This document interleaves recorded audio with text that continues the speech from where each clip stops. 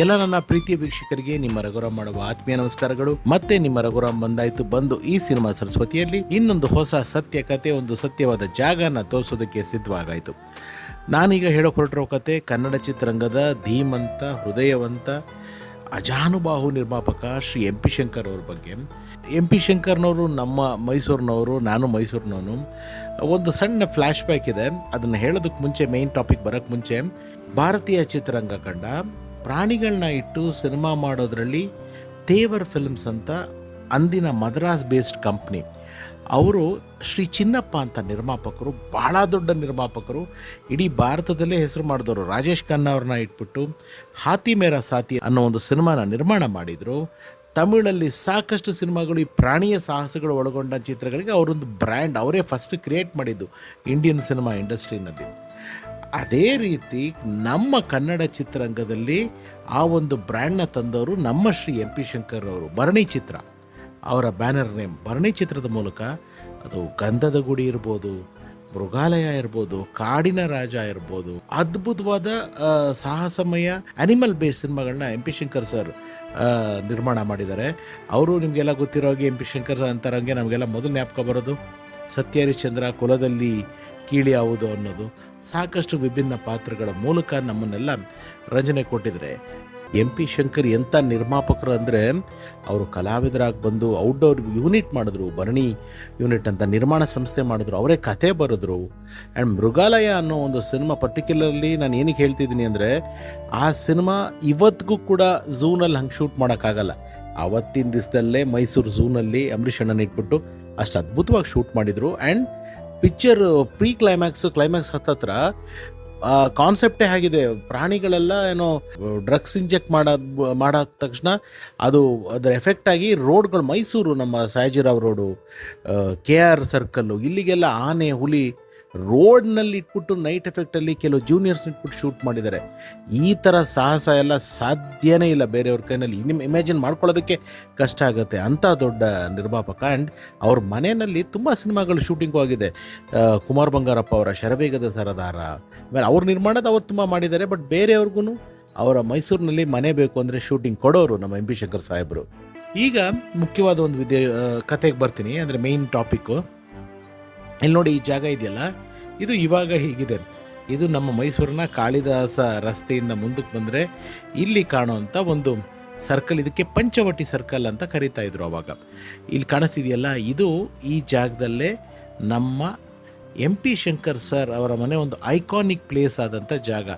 ಈ ಪಂಚವಟಿ ಸರ್ಕಲ್ಗೆ ಕಳೆ ಗುರುತು ಎಲ್ಲವೇ ಎಂ ಪಿ ಶಂಕರ್ ಸರ್ ಮನೆ. ತುಂಬ ಕಡಿಮೆ ಇದೆ ನನ್ನ ಹತ್ರ ಅವ್ರ ಮನೆ ಫೋಟೋಸು, ಅದನ್ನು ಕೆಲವು ಹಾಕ್ತಾ ಇದ್ದೀನಲ್ಲಿ. ಆ ಮನೆ ಹೇಗಿತ್ತು, ಈ ಜಾಗದಲ್ಲಿ ಆ ಮನೆ ಹೇಗಿತ್ತು ಅನ್ನೋದು.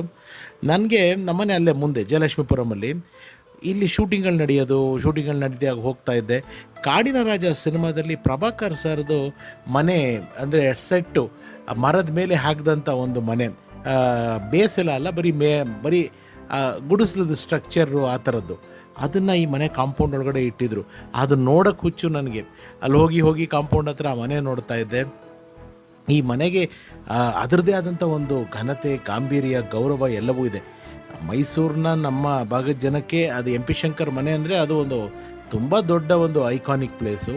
ಇಂಥ ಎಂ ಪಿ ಶಂಕರ್ ಸಾಹೇಬ್ರ ಮನೆ, ಅಲ್ಲಿ ಜಾಗನ ಅವರು ಅದೊಂಥರ ಈ ತ್ರಿಕೋನ ಜಾಗ, ಸೈಟ್ ಬಂದ್ಬಿಟ್ಟು ಒಂದು ಟ್ರಯಾಂಗಲ್ ಶೇಪ್ ಇರುವಂಥ ಜಾಗ.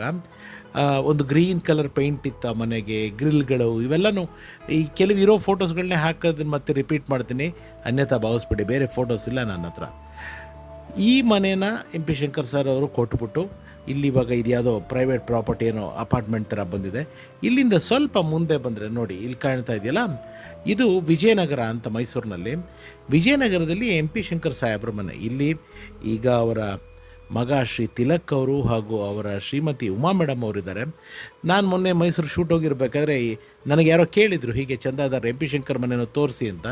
ಅದನ್ನು ಶೂಟ್ ಮಾಡಿಸ್ತಿರ್ಬೇಕಾದ್ರೆ ನಮ್ಮ ಕ್ಯಾಮ್ರಾಮನ್ ಶೂಟ್ ಮಾಡ್ತಿರ್ಬೇಕಾದ್ರೆ ಮೇಡಮ್ ಅವರು, ತಿಲಕ್ ಸರ್ ಅವರ ಶ್ರೀಮತಿ ಬಂದು ಕೇಳಿದ್ರು, ಯಾರು ಶೂಟ್ ಮಾಡ್ತಿರೋದು. ಆಮೇಲೆ ನಾನೇ ಹೋಗಿ ಮಾತಾಡಿದಾಗ ತುಂಬ ಪ್ರೀತಿಯಿಂದ ಅವ್ರ ಮನೆಯೊಳಗಡೆ ಬರಮಾಡಿಕೊಂಡು ಒಳ್ಳೆ ಮಜ್ಜಿಗೆ ಕೊಟ್ಟು ಕಳಿಸಿದ್ರು. ನಾನು ಎಂ ಪಿ ಶಂಕರ್ ಸರ್ ಸಾಹೇಬ್ರ ಜೀವನದ ಕಥೆನ ದಾಖಲಿದ್ದಕ್ಕೆ ತುಂಬ ವರ್ಷದ ಹಿಂದೆಯೇ ಅವ್ರ ಮಗ ತಿಲಕ್ ಅವ್ರ ಹತ್ರ ಒಮ್ಮೆ ಫೋನಲ್ಲಿ ಮಾತಾಡಿದ್ದೆ. ಬಟ್ ಅವ್ರಿಗೆ ಕೆಲವೊಂದು ಯೂಟ್ಯೂಬ್ ಮಾಧ್ಯಮದಲ್ಲಿ ಆದಂಥ ಒಂದು ಅನುಭವಗಳಿಂದ ಅವರು ಸಂದರ್ಶನ ಕೊಡೋಕೆ ಆಸಕ್ತಿ ಇಲ್ಲ ಅಂತ ಕೇಳಿದ್ರು. ಮೇಡಮ್ ಅವ್ರ ಹತ್ರ ರಿಕ್ವೆಸ್ಟ್ ಮಾಡಿದ್ದೀನಿ ಇವಾಗ, ನಮ್ಮ ಉಮಾ ಮೇಡಮ್ ಅವ್ರ ಹತ್ರ.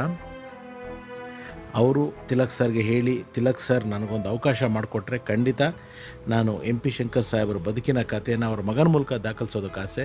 ಸರ್, ಪರ್ಸ್ನಲ್ ರಿಕ್ವೆಸ್ಟ್, ದಯಮಾಡಿ ಒಂದು ಅವಕಾಶ ಮಾಡಿಕೊಡಿ, ಜನಕ್ಕೆ ನಿಮ್ಮ ತಂದೆಯವರ ಕಥೆನ ತಿಳಿಸ್ಬೇಕು. ಇದು MP ಶಂಕರ್ ಅವರು ಈ ಮನೆಯಲ್ಲಿ ಒಂದು 6 ವರ್ಷ ಇದ್ದರು ಅಂತ ಕಾಣುತ್ತೆ, ಈ ಹೊಸ ಮನೆಯಲ್ಲಿ. ಆದರೆ ನಮಗೆ MP ಶಂಕರ್ ಸಾಹೇಬ್ರ ಮನೆ ಅಂದರೆ ಅದೇ Panchavati circle, Kalidasa road, KD road, ಆ ಕಾರ್ನರ್ ಮನೆ, ಇದೇ ಜ್ಞಾಪಕ. ಯಾವತ್ತೂ ಅದು ಮನೆ ಇವತ್ತು ಕಟ್ಟಡದ ರೂಪದಲ್ಲಿ ಅಲ್ಲಿಲ್ಲದೆ ಇರ್ಬೋದು, ಆದರೆ ಆ ಜಾಗ ಇರ್ಬೋದು ಅಥವಾ ಅವ್ರು ಮಾಡಿರೋ ಚಿತ್ರಗಳಲ್ಲಿ ಆ ಮನೆ ಯಾವಾಗಲೂ ಶಾಶ್ವತವಾಗಿರುತ್ತೆ. ನಮ್ಮ ಸ್ಮೃತಿ ಪಟದಲ್ಲೂ ಆ ಮನೆ ಯಾವಾಗಲೂ ಶಾಶ್ವತವಾಗಿರುತ್ತೆ ಅಂತ ಹೇಳ್ತಾ ಈ ಸಿನಿಮಾ ಸರಸ್ವತಿ ಇಲ್ಲಿ ಮುಗಿಸ್ತಾ ಇದ್ದೀನಿ.